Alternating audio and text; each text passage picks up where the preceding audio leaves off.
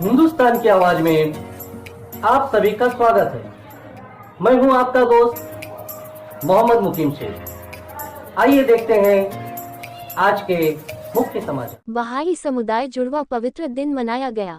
मुंबई से विशेष संवाददाता की रिपोर्ट।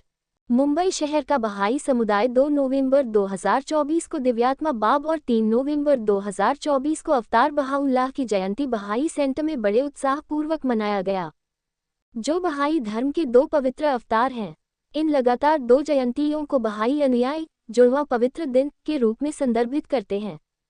2 नवंबर को 1819 ईरान के शिराज में पैदा हुए सैयद अली मुहम्मद के जन्मदिन के उपलक्ष्य में एक कार्यक्रम आयोजित किया जाएगा, जिन्होंने बाद में बाप अर्थात गेट की उपाधि धारण की। ये वे अग्रदूत थे जिन्होंने बहाई विश्व धर्म के संस्थापक बहाउल्लाह को आध्यात्मिक तैयारी प्रदान की थी। 3 नवंबर को ईरान के नूर में 1817 में जन्मे बहाउल्लाह जन्म नाम मिर्जा हुसैन अली का जन्मदिन मनाया जाएगा। बहाउल्लाह का अर्थ है ईश्वर की महिमा। उनकी शिक्षाएं और पवित्र लेख बहाई विश्व धर्म का आधार है।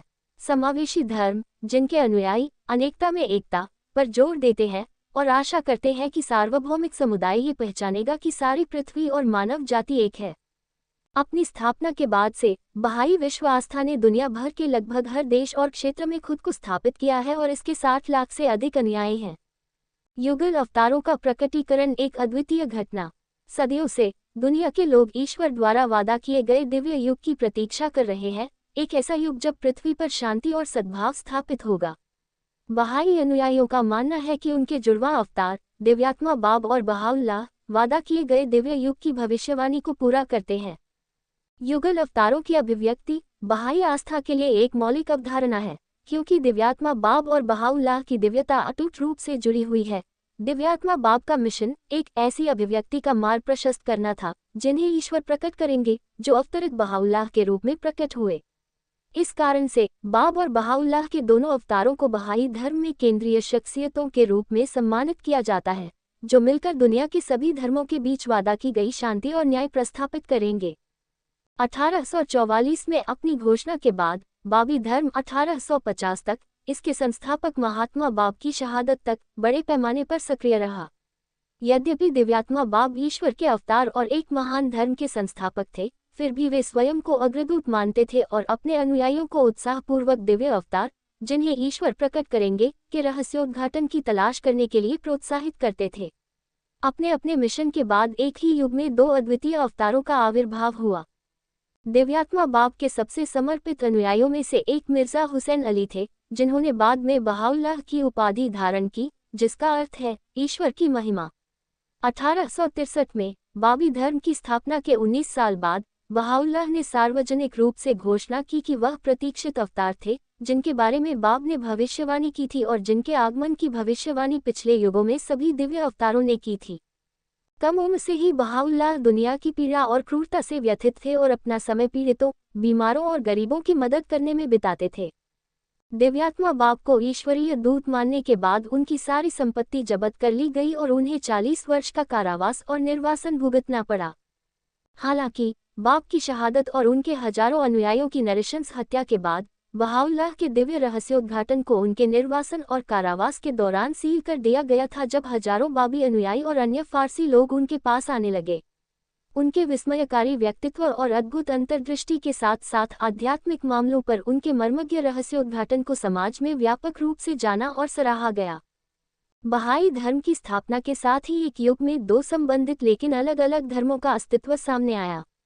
इन दोनों दिव्य अभिव्यक्तियों के बीच के बंधन को और मजबूत करना मतलब उनके दोनों जन्मदिनों को एक साथ मनाना है। इस वर्ष जुड़वा जन्मदिन का त्योहार या जुड़वा पवित्र दिन 2 नवंबर 2024 को दिव्यात्मा बाब की जयंती और 3 नवंबर 2024 को बहाउल्लाह की जयंती के रूप में मनाया गया। ईश्वर के रूप में दावा किया जाने वाला ये संदेश क्या था, जिसने इसके 2 महान दिव्य अवतारों को इतना दुख पहुंचाया? प्रत्येक आदर्शवादी को स्वतंत्र रूप से यह निष्कर्ष निकालना चाहिए कि ये आदर्श औचित्य के कारण से एक और काल्पनिक विचलन का प्रतिनिधित्व करते हैं, या अपने विषय के प्रति अटूट प्रतिबद्धता से कम नहीं है, और वास्तव में यह एक रहस्य है जो पृथ्वी को स्वर्ग में बदल सकता है।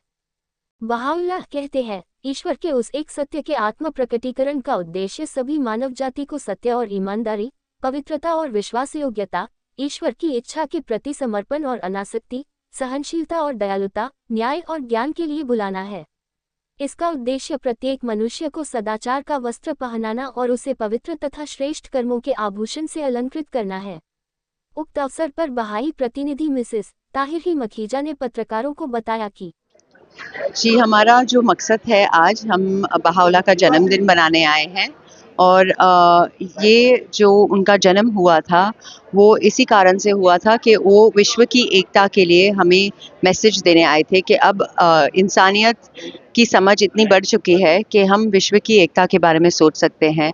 हमारे अपने परिवार से बढ़कर, अपने कौम से बढ़कर, अपने देश से बढ़कर हम अभी देख सकते हैं कि इन सारी दुनिया के लोग एक साथ कैसे रह सकते हैं और इसी बात का जन्म बहाओला के साथ हुआ था। यही मैसेज का जन्म बहाओला के साथ हुआ था और उसी के लिए हम सब साथ में आते हैं और सेलिब्रेशन करते हैं, यही मैसेज को दुनिया में स्प्रेड करने के लिए। मेरा नाम चंद्रकांत बुटले है और मैं मुंबई के बहाई समुदाय का एक सदस्य हूँ। तो आज जैसे कि पूरी दुनिया में बहाई साहब का जन्मदिन मनाया जा रहा है और पूरे दुनिया में तरह तरह के कार्यक्रम हो रहे हैं, ऐसे में आप लोगों ने मुंबई में किस तरह बहाई साहब का जन्मदिन मनाया है? बहाई धर्म के दो अवतार है, युगल अवतार। एक है दिव्यात्मा बाब और बहाउल्ला। बाब जो है वो उनकी जन्मदिन की जयंती हमने कल शाम को की और आज अभी बहाउल्ला की जयंती मना रहे हैं। और जयंती मनाने का उद्देश्य यही होता है कि उनके जीवन के बारे में हम लोग समझे, उनके जीवन से प्रेरणा ले, उन्होंने क्या हमें मार्गदर्शन किया है वो हम लोग हमारे जीवन में अपनाएं। आप देश और दुनिया के कोने कोने में जो बहाई समाज के लोग हैं और भी जो अन्य समाज के लोग हैं, उनको क्या पैगाम देना चाहिए? यही पैगाम जो बहाई धर्म का मूलभूत सिद्धांत है। 3 सिद्धांत है जिसमें ये पहला है कि हम सभी एक है, एक ही मानव जात एक ही है, जिसको हम लोग वसुधैव कुटुंबकम बोलते हैं। वसुंधरा एक पृथ्वी है और हम उसी के सदस्य हैं। दूसरी बात, ईश्वर एक है और साथ ही साथ ईश्वर ने हमें अवतारों को भेजा है समय समय पर ताकि हमारा मार्गदर्शन कर सके। तो ये जो भेदभाव होते हैं हमारे जीवन में वो हमने निकाल देने हैं। ये हमारे दिमाग में, मस्तिष्क में और कार्य में लाना है कि हम पूरी वसुंधरा में, एक वसुंधरा में मतलब पूरे पृथ्वी के एक कुटुंब है और हम जो है उसके सदस्य हैं, तो चाहे वो कोई भी रहे। शत्रुघ्न जिबनानी। आज जैसा बहाउल्ला साहब का जन्मदिन है, ऐसे में उनके जन्मदिन के अवसर पर कौन कौन से कार्यक्रम बहाई सेंटर में और पूरे मुंबई में आयोजित किए जा रहे हैं? केवल बॉम्बे में और बहाई सेंटर पे नहीं, पर सारे दुनिया भर में बहाउल्ला का जन्म मनाया जा रहा है और अलग अलग एनवायरनमेंट में, अलग अलग सेटिंग्स में।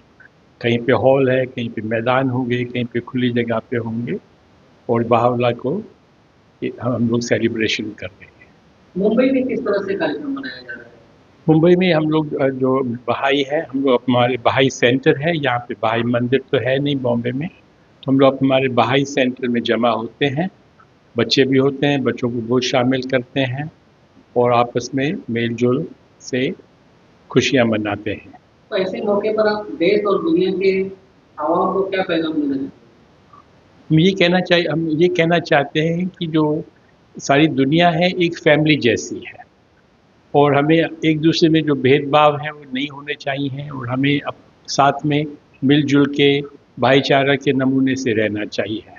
और कोई भी पूर्वग्रह जो होते हैं, प्रेजुडिसेस होती हैं, चाहे रेस की हो, रिलीजन की हो, पैसों की हो और या तो नेशनैलिटी की हो, ये सब हमें एक दूसरे से हमें जुदा नहीं करना चाहिए।